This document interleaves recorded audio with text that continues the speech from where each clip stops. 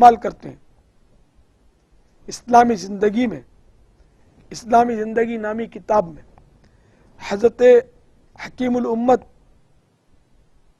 مفسر الشہیر مفتی احمد یار خان علیہ رحمت المنان فرماتے ہیں آتش بازی نمرود بادشاہ نے ایجاد کی، جبکہ اس نے حضرت ابراہیم خلیل اللہ علیہ نبینا علیہ الصلوۃ والسلام کو آگ میں ڈالا اور آگ گلزار بن گئی، تو اس کے آدمیوں نے آگ کے انار بھر کر ان میں آگ لگا کر حضرت خلیل اللہ علیہ السلام کی طرف پھینکے۔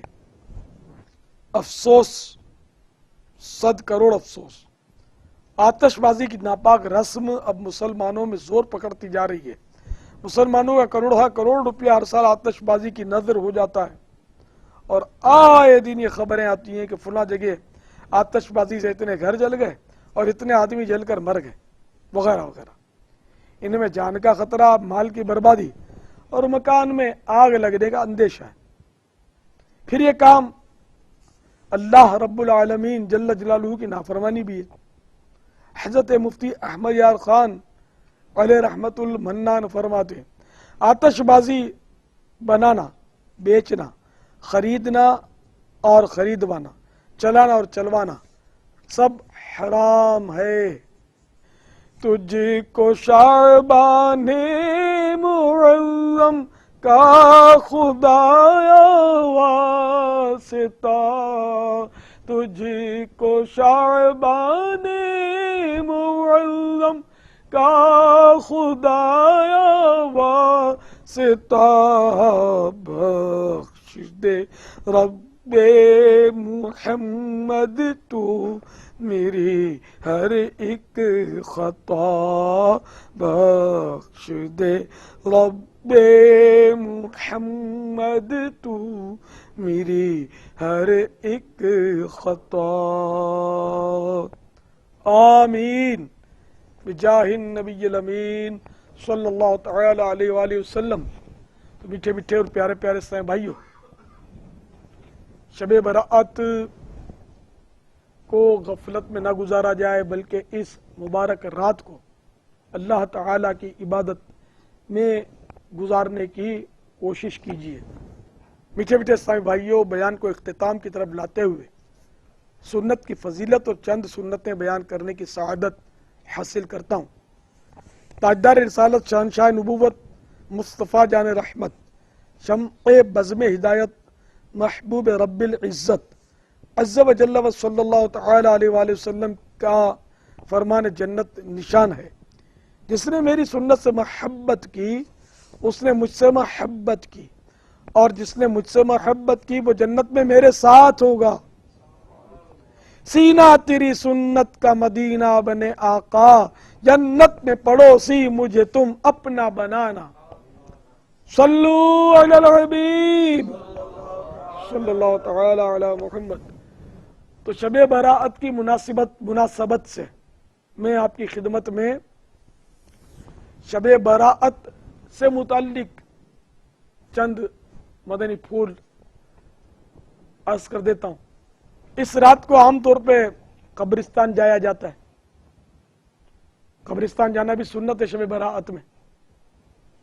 قبرستان جائیں تو پہلے تمام قبر والوں کو سلام کریں، السلام علیکم یا اہل القبور یغفر اللہ لنا ولکم وانتم سلفنا ونحن بالاثر۔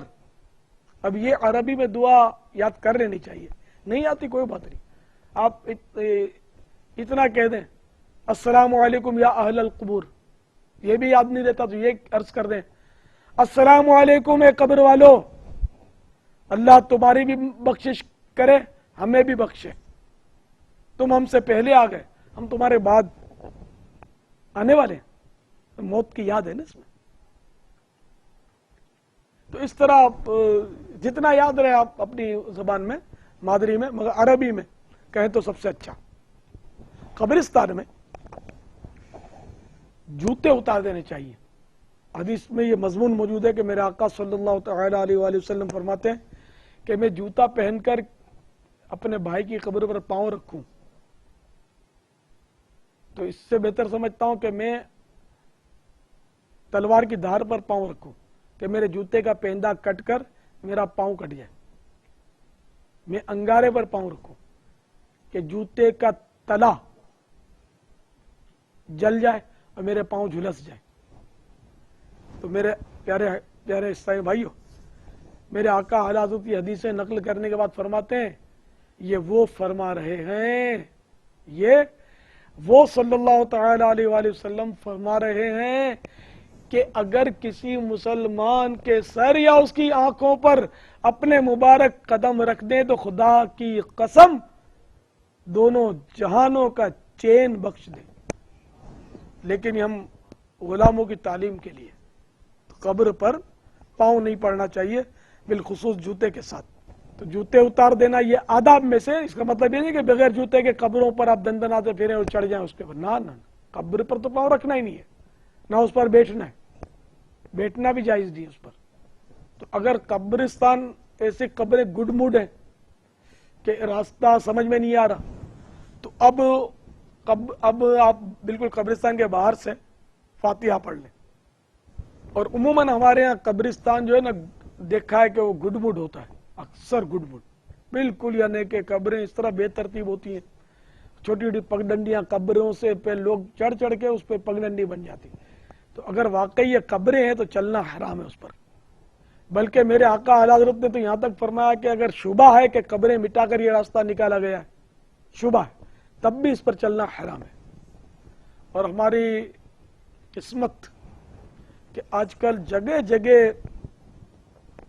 ایسا ہے، جنت البقیع شریف میں بھی قبریں منہدم کر کے وہ پاٹ کے راستے بنا دیے گئے. میں آج تک جنت البقیع میں داخل نہیں ہوا، کیسے جائیں؟ 10,000 کے لگ بھگ صحابہ کرام جنت البقیع میں آرام فرما، کس کس کی قبر انور پر ہمارا پیر پڑ جائے.